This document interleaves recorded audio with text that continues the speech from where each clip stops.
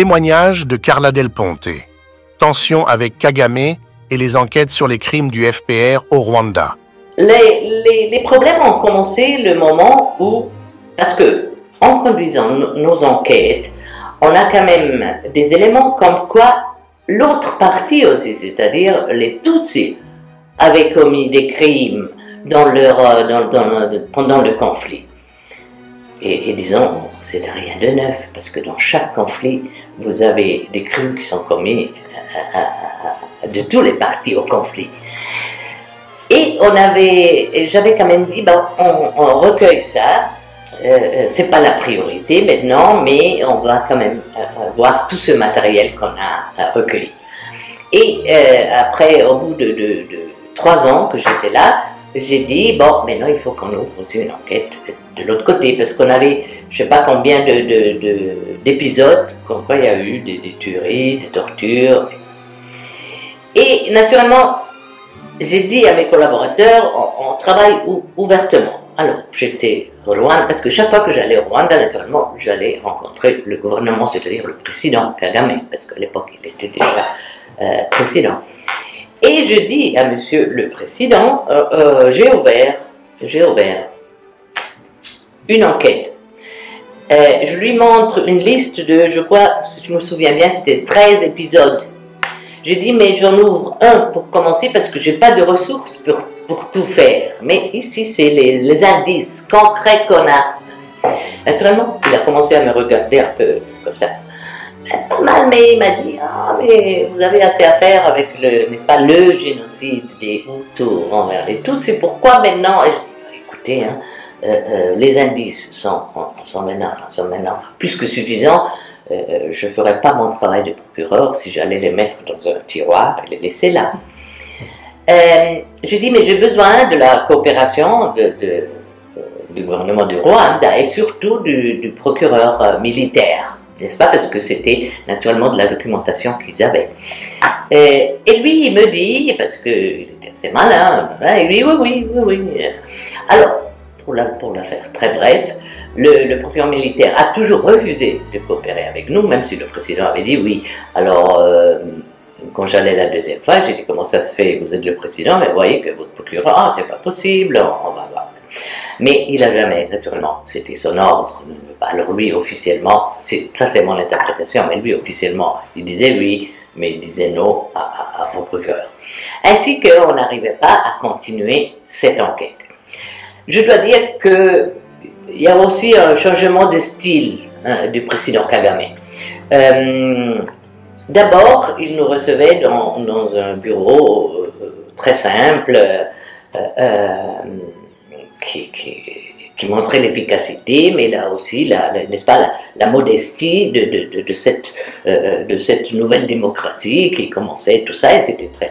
Mais après un certain temps, c'était une salle du royaume, quoi, avec des, je sais pas, s'il y a des photos, mais je me souviens ces fauteuils Louis XV ou Louis XIV d'or et tout ça. Il nous a fait attendre 1 heure avant de nous recevoir et comme ça. Mais je me souviens de cet épisode, pas pour la salle qui était complètement en dehors de la réalité de ce pays, mais du fait qu'il m'a engueulé. Il m'a dit, mais comment, procureur, vous persistez, vous continuez à vouloir faire ces enquêtes, alors que c'est les Français qu'il faut enquêter, parce que c'est les Français qui sont responsables du génocide, tout ça. J'ai dit, président, vous avez des indices, vous avez des éléments de preuve, vous me les donnez, moi je suis là comme procureur. Pour le moment, alors, je crois que c'était la dernière fois qu'on s'est vu, parce que là j'ai compris qu'il n'avait plus cette face diplomatique, mais qu'il avait pris parti, et donc il m'avait dit, toi, t'as terminé de faire le procureur du tribunal de Rwanda. Et ça a été comme ça. J'ai été appelé à Washington pour une rencontre, soi-disant, entre Rwandais, les autorités rwandaises et mon bureau, pour des discussions, comment continuer, surtout sur les enquêtes. On les appelait les enquêtes spéciales, mais en fait, c'était pas des enquêtes spéciales, mais on les appelait comme ça, juste pour pour tenir quand même un écart en disant la priorité, c'est quand même les crimes, le génocide des Hutus envers les Tutsis, mais les cas spéciaux, ce sont les autres. À Washington, là, on a compris. À Washington, on a compris, et il y avait le War Crimes Ambassador, l'ambassadeur de crimes de guerre, qui était M. Prosper, qui s'appelait. Et on a compris qu'il avait déjà préparé aussi le contrat, l'agreement, qu'on allait laisser à l'autorité rwandaise de faire ses enquêtes, et nous, on s'en occupait plus. Alors là, j'étais plus d'accord, naturellement. Mais là, j'ai pu être diplomate. J'avais quand même appris un peu de diplomatie en tant que procureur international. Moins en tant que procureur national, mais en tant que procureur international, j'avais quand même appris un peu de diplomatie. Alors j'avais dit, ben, on va voir, on va étudier. On va dire, mais on savait déjà dès le début, parce que... et après, avant de sortir encore, on avait dit, non, je ne vais pas les laisser, je ne vais pas renoncer à faire ces enquêtes, parce que je suis sûr que ni le président Kagame, ni autres suspects vont accepter ça, et ça veut dire ensevelir pour toujours. Je me souviens que Prosper était très très fâché. Mais il n'avait pas parlé avec moi, il avait téléphoné avec mon assistante, il avait engueulé aussi. Mais ils ont quand même pas, les Américains n'ont pas réussi. Ils ont quand même réussi dans le sens que moi j'arrivais à l'échéance de mon mandat de 4 ans et j'ai pas été renouvelé sur ce mandat. Je me souviens que j'étais à New York. J'ai parlé avec le secrétaire général Kofi Annan, je leur ai dit c'est pas possible, je leur ai expliqué le pourquoi, le comment, et là aussi je le fais très bref, mais il m'avait dit écoute Carla, c'est la politique, tu as toutes les raisons du monde, mais c'est le Conseil de sécurité fait une décision politique. Je lui avais dit mais alors il faut que tu me soutiennes, il m'avait dit c'est politique, je peux pas. Et là j'ai su que j'allais pas. Donc ça naturellement c'est mon interprétation, mais je crois que je suis très proche de ça parce que j'ai quand même aussi eu des informations, inside information, comme quoi le président Kagame était en visite officielle à Washington et le président Bush lui demandait de signer la non-ratification de la Cour permanente. Et il paraît que, parce que naturellement moi on me l'a dit mais je n'ai pas pu le vérifier, que le président Kagame a dit oui d'accord mais moi j'ai la dette Ponte qui est en train de faire des enquêtes, donc donc tu me donnes quelque chose. Et de là, naturellement les États-Unis ne m'ont plus soutenu, la Grande-Bretagne a suivi, comme toujours, et là j'ai pas été renouvelé, mon mandat n'a pas été renouvelé. Mais entre-temps, comme on avait senti, parce qu'on sent, n'est-ce pas, on sent les situations politiques qui surgissent comme ça, j'avais le juge Bruguière à Paris qui avait ouvert soit Ponte, lui, une enquête. Alors j'étais à Paris chez lui, j'ai dit ben, écoute, moi, tu vois, je ne peux pas faire ces enquêtes, c'est-à-dire c'est très difficile pour moi parce que le Rwanda ne coopère pas et comme ça. Alors, comme tu as ouvert, parce qu'on se connaissait déjà d'avant, on travaillait ensemble, coopération entre États, je lui avais dit tu me fais l'enquête. Une fois que l'enquête est terminée, on verra comment la faire suivre. Le 17 mars 2014, un témoignage d'une importance capitale a été enregistré au Palais Wilson, siège du Haut-Commissariat des Nations Unies pour les droits de l'homme à Genève.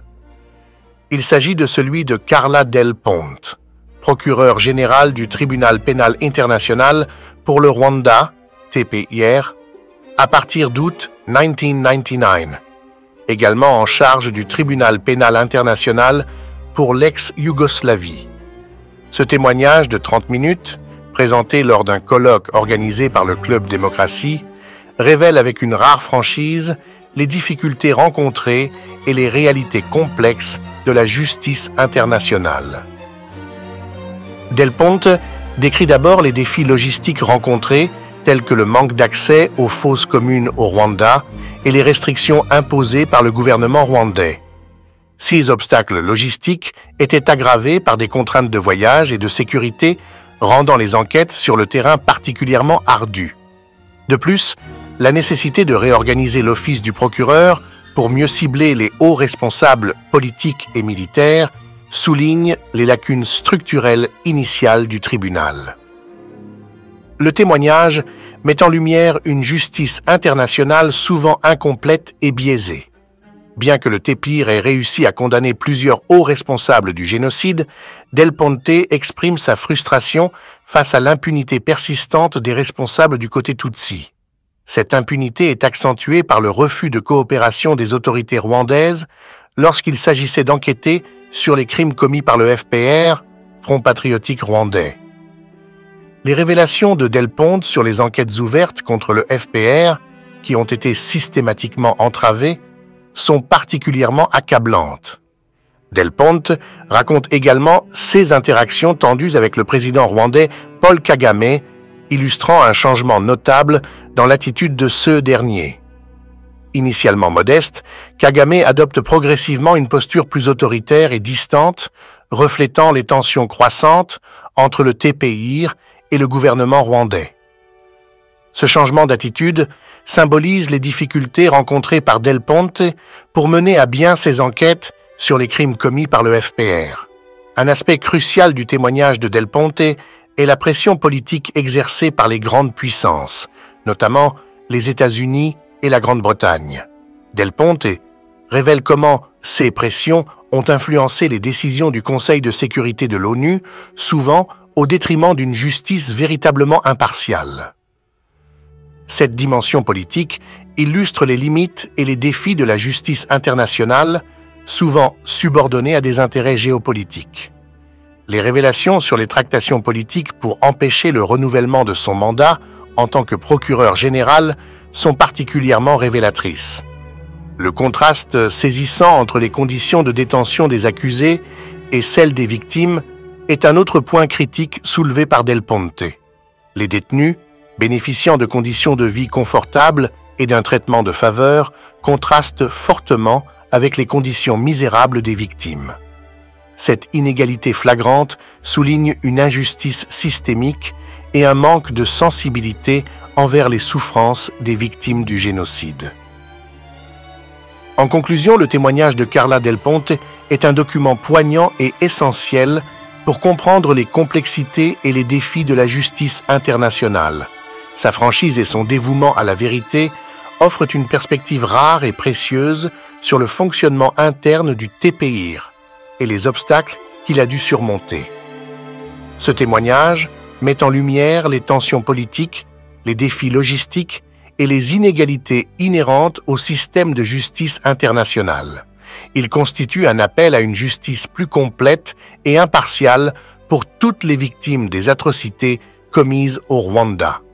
Ce témoignage laisse une empreinte durable, non seulement dans les annales de la justice internationale, mais aussi dans les cœurs de ceux qui cherchent la vérité et la justice. Nous allons écouter un témoignage qui a été enregistré il y a quelques jours, c'était le 17 mars dernier par Alain Guillon, qui a participé à l'organisation de ce colloque. Et j'ai cru comprendre qu'organiser un tel colloque, c'est loin d'être évident.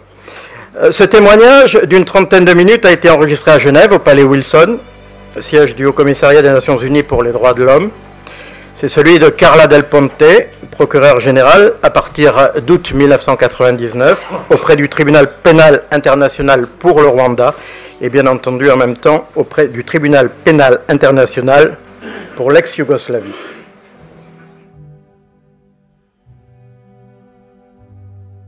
Bonjour Madame Del Ponte. Bonjour. Vous aviez accepté de témoigner lors du colloque qu'organise le Club Démocratie sur le thème « Le drame rwandais, la vérité des acteurs ». Malheureusement, votre emploi du temps ne vous permet pas d'être présente parmi nous. Donc vous avez accepté de nous recevoir aujourd'hui pour que nous enregistrons votre expérience en tant que procureur du tribunal international du Rwanda. Comment allons-nous procéder? Eh bien, comme on fait à démocratie, Les intervenants parlent pendant 20-25 minutes pour donner leur expérience. Et ensuite, la salle pose des questions. Aujourd'hui, il n'y aura pas la salle et je jouerai le rôle de la salle. Je vous poserai, si vous l'acceptez, 3 ou 4 questions. Voilà. Donc, si vous pouviez nous dire quelle a été votre expérience, ce que vous avez pu faire entre 1999 et 2004, quels ont été les obstacles, ce que vous aurez pu faire et ce qui n'a pas pu être fait. Merci beaucoup. Et tout d'abord, merci d'être venu jusqu'à ici à Genève. C'est vrai, je suis très occupée dans la commission sur la Syrie et ça m'empêche d'être à Paris ce jour-là, malheureusement. Donc, le tribunal de Rwanda, j'ai été nommé procureur du tribunal de Rwanda et de l'ex-Yougoslavie à l'époque. Il y avait un seul procureur pour les 2 tribunaux. Et comme ça, je passais mon temps un peu à La Haye et au tribunal de Rwanda. Le tribunal de Rwanda qui était à Arusha, mais l'office du procureur était à Kigali. Je dois dire que j'avais trouvé un office du procureur qui fonctionnait déjà depuis des années.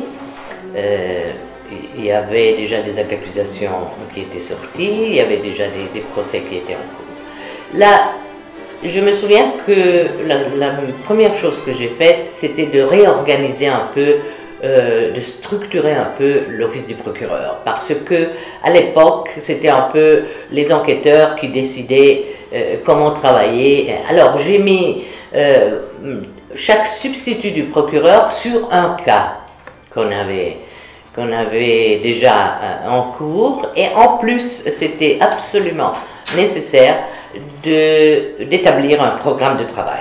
C'est-à-dire le mandat du Conseil de sécurité, c'était les hauts responsables politiques et militaires.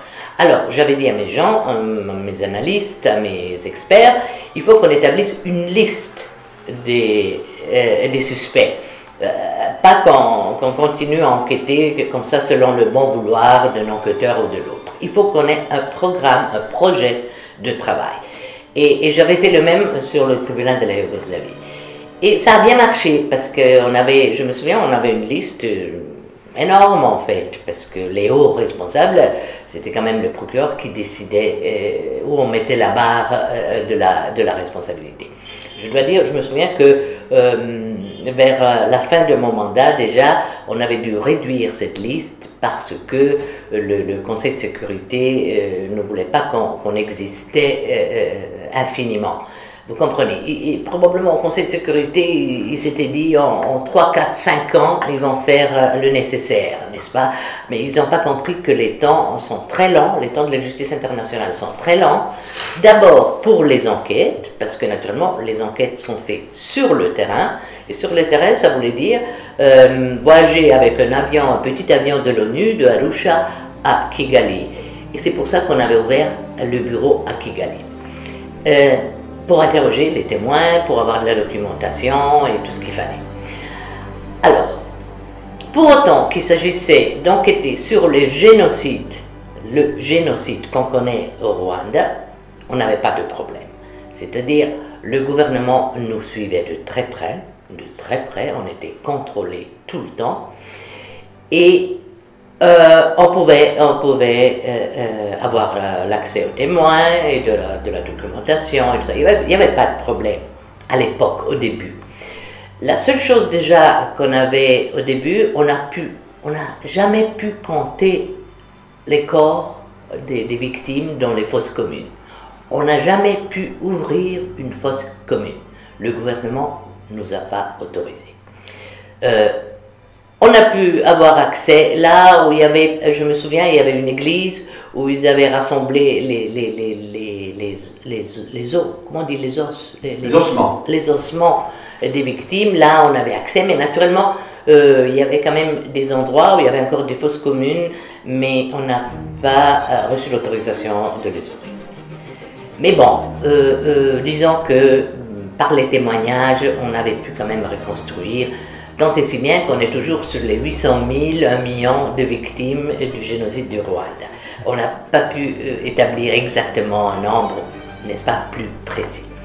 Pour ce qui est des enquêtes sur le génocide, les témoins pouvaient venir, mais naturellement, ils étaient toujours il devait être autorisé par le gouvernement rwandais à quitter le pays, à monter dans ce petit avion, venir chez nous pour faire leur déposition.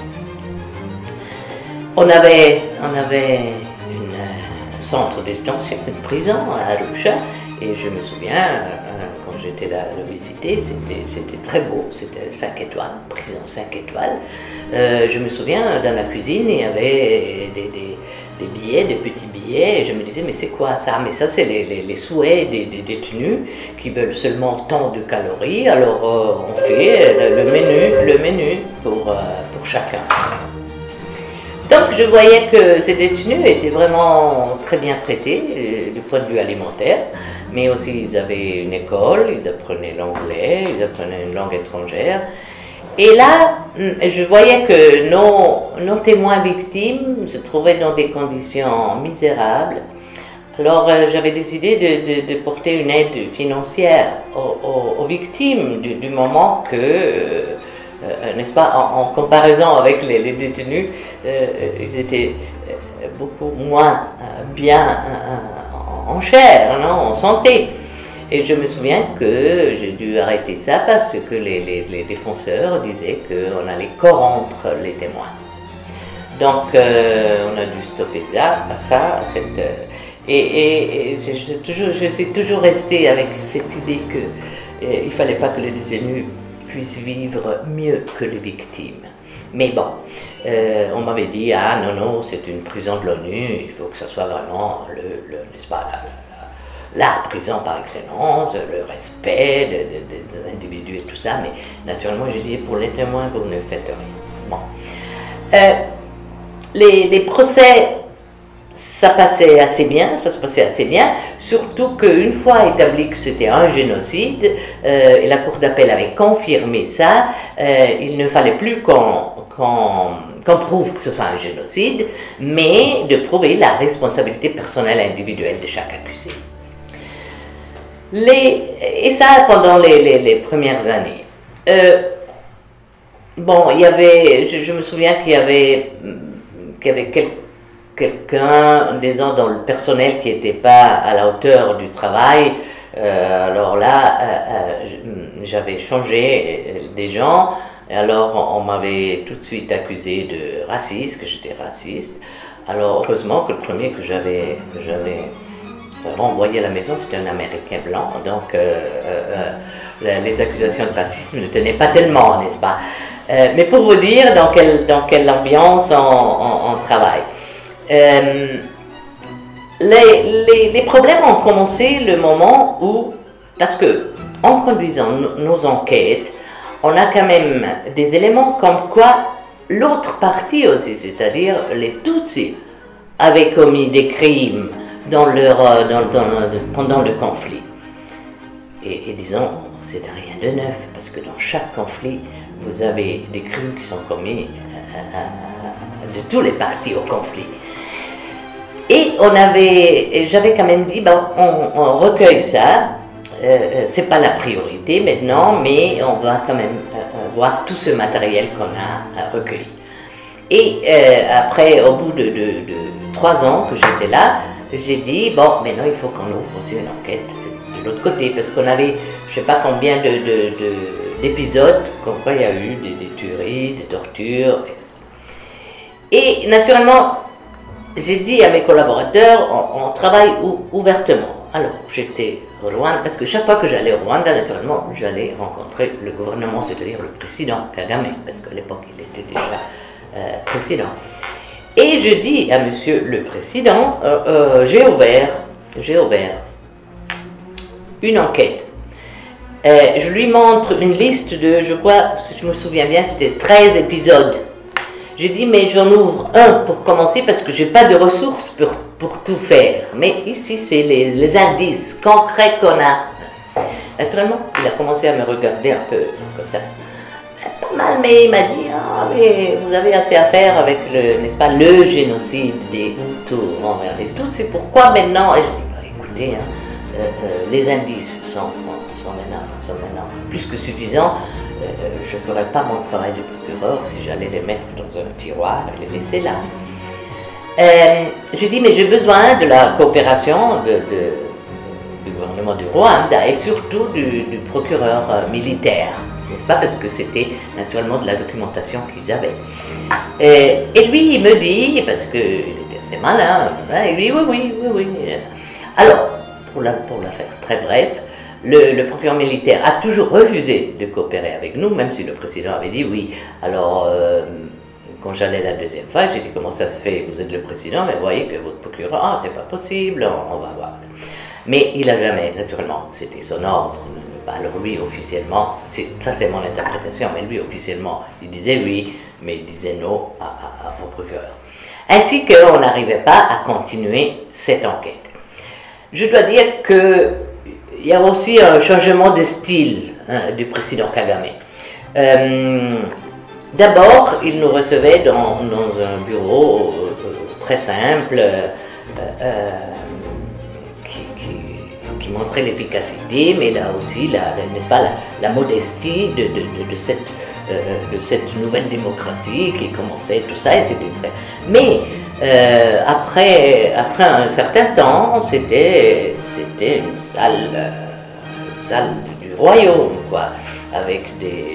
Je ne sais pas s'il y a des photos, mais je me souviens ces fauteuils Louis XV ou Louis XIV d'or et tout ça. Il nous a fait attendre 1 heure avant de nous recevoir et comme ça. Mais je me souviens de cet épisode, pas pour la salle qui était complètement en dehors de la réalité de ce pays, mais du fait qu'il m'a engueulé.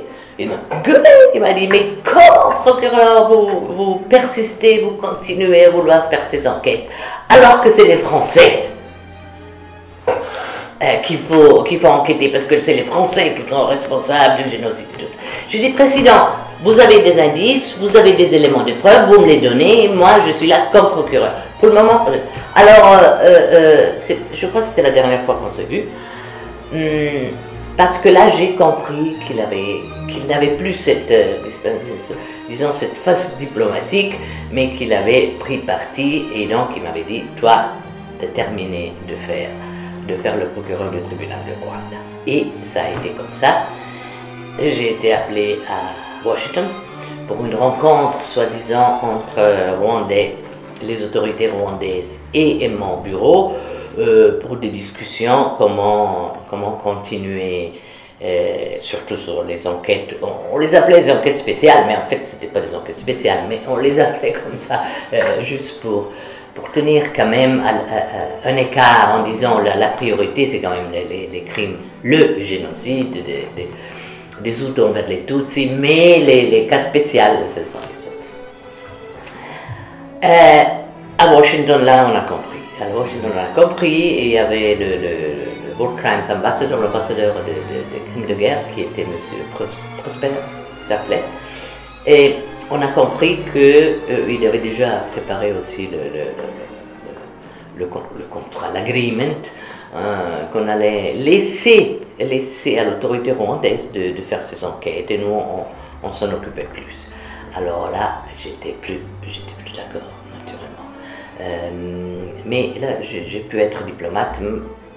J'avais quand même appris un peu de diplomatie en tant que procureur international. Moins en tant que procureur national, mais en tant que procureur international, j'avais quand même appris un peu de diplomatie. Alors j'avais dit, ben on va voir, on va étudier, on va dire, mais vous savez déjà dès le début, parce que...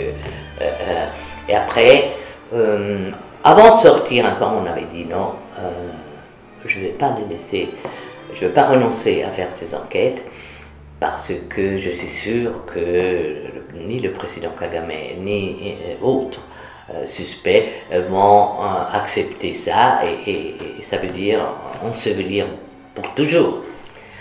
Je me souviens que Prosper était très très fâché, mais il n'avait pas parlé avec moi, il avait téléphoné avec mon assistante, il l'avait engueulé aussi, mais ils n'ont quand même pas, les Américains n'ont pas réussi.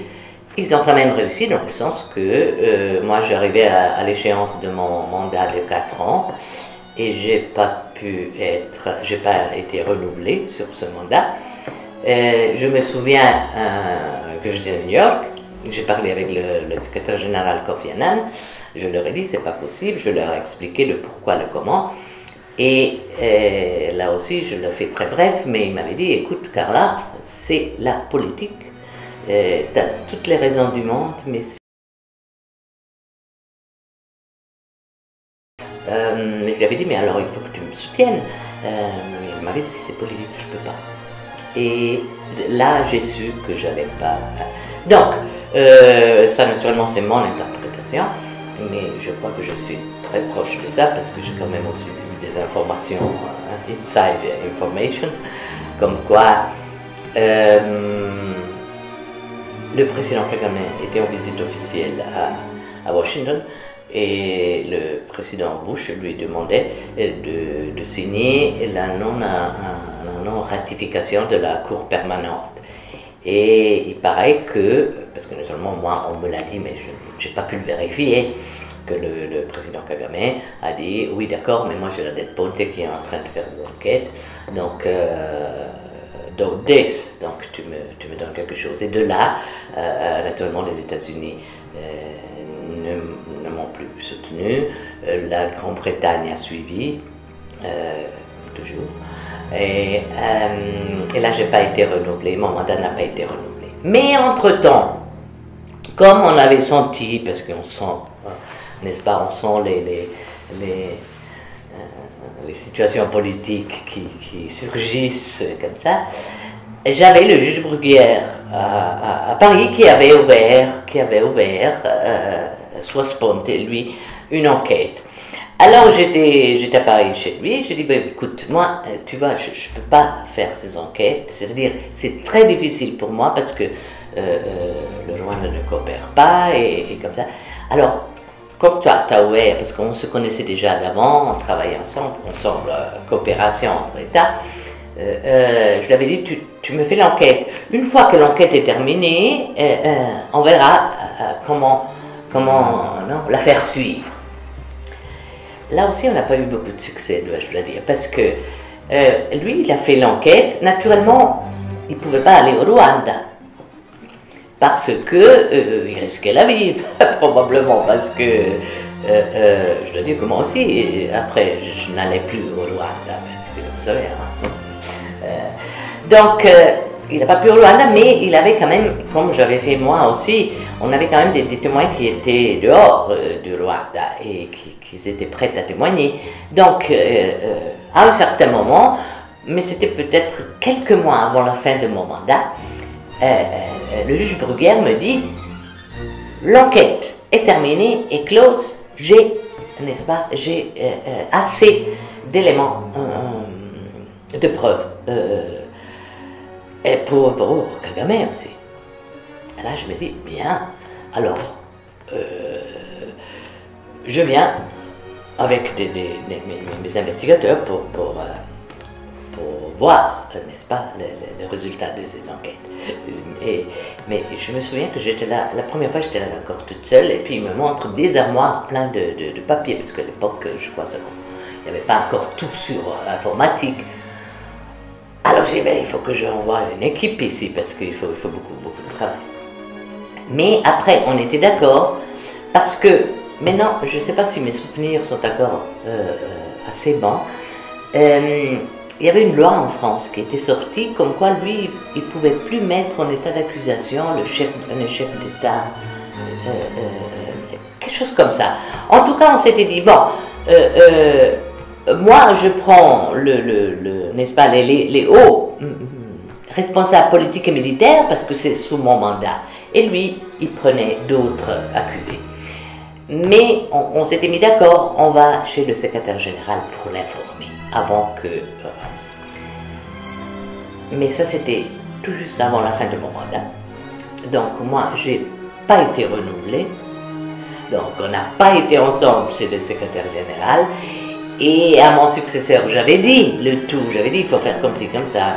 Mais naturellement, vous savez, ils ont mis un procureur qui ne faisait pas des enquêtes spéciales. Et ça a été comme ça. Donc, et puis Bruguière n'était plus sur le cas et ça s'est terminé comme ça. Mais à l'époque, on marchait très bien. Donc moi, j'ai même pas pu voir le dossier pour savoir qu'est-ce qu'il en était. Ça, c'est plus ou moins ce que j'ai en mauvais souvenir du tribunal de Rwanda. Mais j'ai des bons souvenirs aussi du tribunal de Rwanda et je veux en parler aussi un peu parce que c'était un travail dur, c'était un travail, vous savez, c'est un travail, il faut mettre toutes les évidences, toutes les preuves, une après l'autre, il faut les montrer à la cour. Donc c'est un puzzle qu'il faut mettre ensemble et je dois dire que c'était quand même très positif le fait qu'on a quand même réussi les plus hauts responsables, les plus hauts, oui, parce que il y avait quand même la difficulté des arrestations, parce que la plupart s'étaient enfuis en Afrique. Parce que sur l'Europe, je me souviens, on avait fait un très beau travail.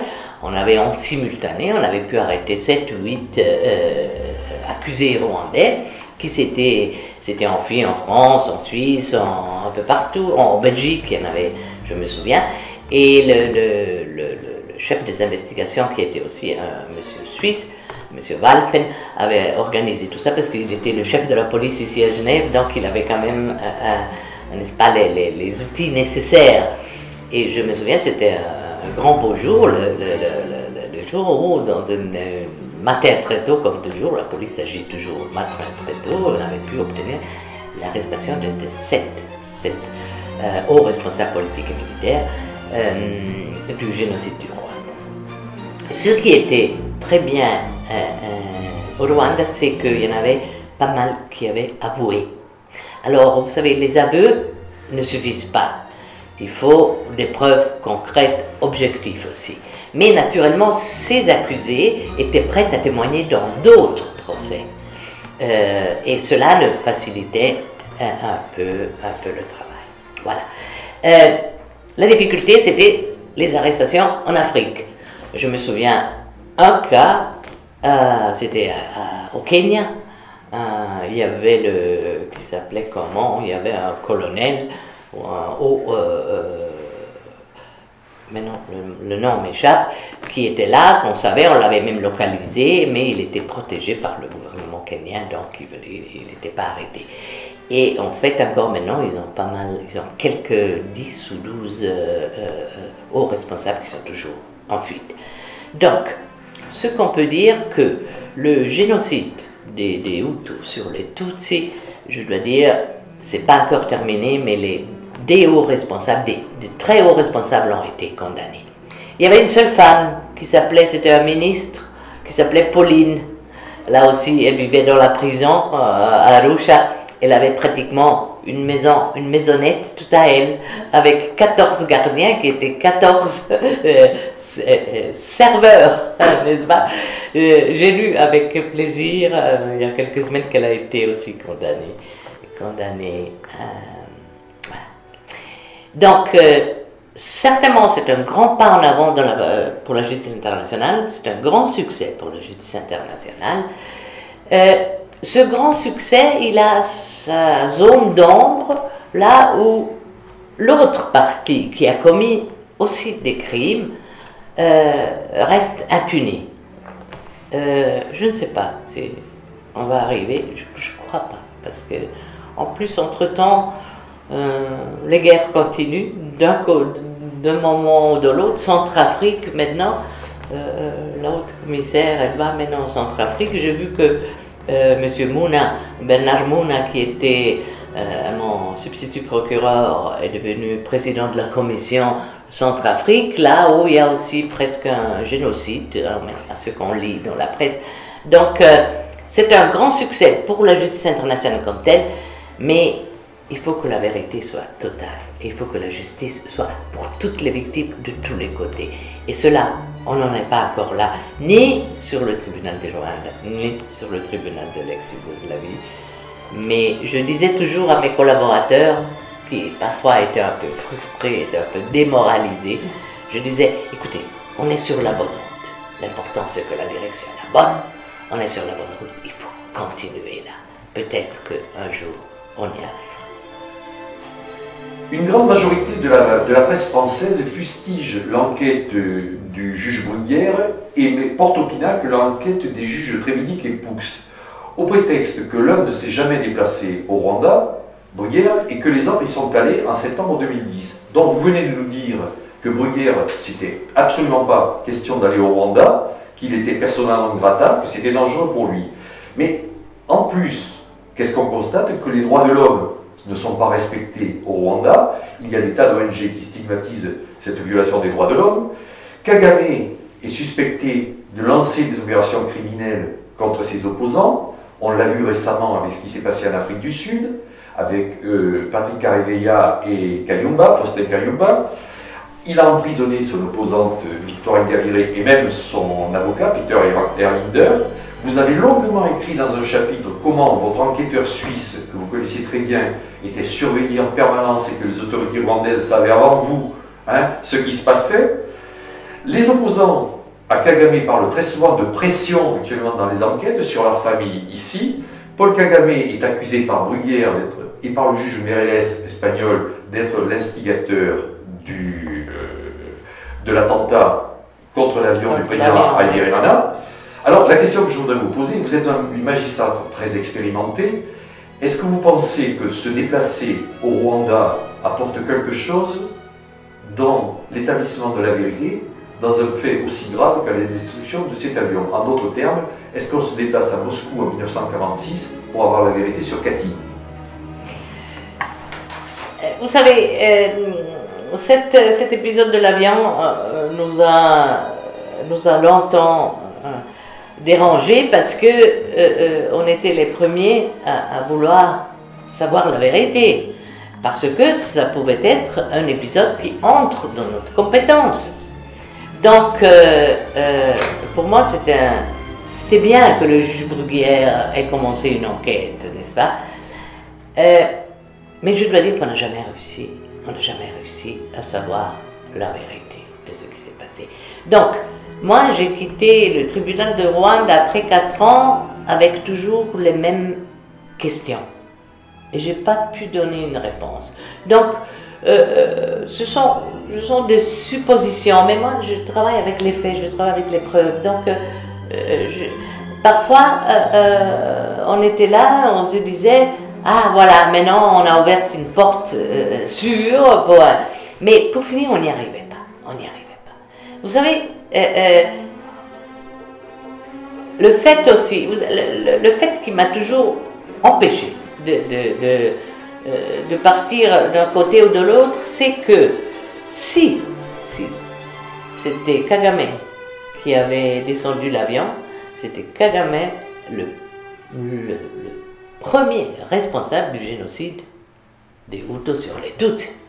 Parce que s'il a fait ça, il l'a fait à propos, n'est-ce pas? Et moi, je trouvais ça vraiment une chose, vous savez, diabolique. Mais naturellement, le diable existe, donc on ne sait jamais. Mais on n'a pas pu trouver des preuves. On n'a pas pu trouver des preuves. Mais moi, j'estime que l'enquête du juge Bruguière, c'est cette enquête-là qu'il faut examiner à fond. Je ne sais pas à quel point on en est maintenant. Je ne sais pas, parce que je n'ai plus suivi vraiment la chose. Mais moi, je me souviens très bien. Bruguière m'avait dit, là-dedans, tu as tout ce qu'il faut. Donc, il faut pouvoir étudier ces dossiers. Gérald Daima, qui était l'ancien procureur général du Rwanda, interviendra au colloque du 1er avril prochain. Il est aujourd'hui réfugié politique aux États-Unis et opposant résolu à Kagame. Par contre, dans votre ouvrage, on voit que vous l'avez très souvent eu en face de vous, en particulier, si je me souviens bien, dans l'entretien avec l'ambassadeur Prosper, lorsqu'on a voulu vous forcer la main pour renoncer aux enquêtes spéciales. Si vous aviez pu être là le 1er avril 2014 au Sénat à Paris, quelles questions auriez-vous aimé poser à Gérald Daima? Oui, d'abord, je profite pour lui porter mes salutations. Et naturellement, je suis un peu surprise de ce changement de M. Gaïma, parce que il était l'homme du régime, l'homme du président, le procureur général. Donc, la question que je lui poserai, c'est qu'est-ce qui s'est passé? Et naturellement, M. Gaïma peut être un témoin très important Alors, je ne suis plus procureur, mais si j'étais procureur, la première chose que je ferais, je demanderais à M. Gaïm de s'asseoir devant moi et qu'on ouvre un procès verbal. Merci. Dernière question. Dans l'épisode de votre ouvrage, vous mettez en cause le système de prise de décision au sein du Conseil de sécurité des Nations Unies qui n'a pas permis aux victimes Hutus d'avoir la justice qui leur était due et vous stigmatisez plus particulièrement le rôle des États-Unis et de l'Angleterre dans cette obstruction. La question que j'aimerais vous poser, au-delà de l'appui que les États-Unis et l'Angleterre ont apporté au FPR et à Kagame afin de leur permettre de prendre le pouvoir, y a-t-il d'autres raisons à cette obstruction d'après vous? Mais je dois dire que moi, je ne sais pas si les États-Unis et l'Angleterre ont porté un appui afin que Kagame aille au pouvoir. J'estime même que ce n'est pas le cas directement. Ce qui est vrai, c'est que politiquement, à l'époque où j'étais procureur, les États-Unis soutenaient Kagame. Ça, oui. Tant et si bien que moi, je suis parti et M. Kagame est resté président. Mais la question, c'était... Oui, est-ce que vous pensez qu'au-delà du mode de décision au sein du Conseil de sécurité des Nations Unies, vous avez d'autres idées sur le pourquoi de cette obstruction à votre égard? Non, parce que, disons, la réponse officielle et formelle, c'était il faut mettre un procureur afin qu'il puisse s'occuper exclusivement du Rwanda. Alors, c'était pas vrai. C'était pas vrai du tout. C'était une excuse, tout le monde le savait. Donc, si on cherchait d'autres explications, il n'y en avait que celle-là, parce qu'autrement, tant et si bien que je suis resté procureur sur le tribunal de la ex-Yougoslavie. Donc, c'était pas ma profession de procureur, mon activité de procureur qui était en discussion. Comme tel, personnellement, mais c'était parce que le président Kagame n'en voulait pas de ces enquêtes spéciales. Je ne voyais pas autre, et mes collaborateurs aussi, parce que naturellement, on en discutait, on ne voyait pas d'autres motifs pourquoi je n'étais pas. Mais c'était certainement pas celle de dire il faut un procureur. D'ailleurs, la suite m'a donné raison, parce que ces enquêtes spéciales, mon successeur ne les a pas fait. Et même, il les a laissés au gouvernement du Rwanda, qui s'en occupe. C'est-à-dire, c'est le Rwanda qui doit s'en occuper maintenant des enquêtes spéciales. Vous avez vu quelque chose, vous? Non, c'est bien clair, c'est bien clair. Parce que si c'est les Tutsis au pouvoir, ils ne vont pas maintenant se faire des enquêtes sur... Parce que je me souviens que le président Kagame m'avait dit, mais écoutez, madame le procureur, vous voulez... À l'époque où on se parlait encore, vous ne voulez pas que je mette en accusation le chef de mon chef de l'armée? Vous imaginez ça? C'est la détruite du pays. Donc, implicitement, il avait quand même admis, mais ce n'était pas à cause de lui, mais c'était à cause des hauts responsables militaires, parce que, naturellement, donc c'était ça. Et je vous ai dit, quand j'essayais de donner les explications pour que je reste procureur, on m'avait dit, mais le Conseil de sécurité, c'est une institution politique et prend des décisions politiques. Alors je dis, mais moi je veux passer devant le Conseil de sécurité. On m'avait dit, oui, vous êtes autorisé à parler. Et ils m'ont dit, 5 minutes. Ah, 5 minutes pour défendre le fait qu'il fallait quand même une justice impartiale. Les 5 minutes n'étaient pas assez. Je n'ai pas réussi. Donc je suis parti.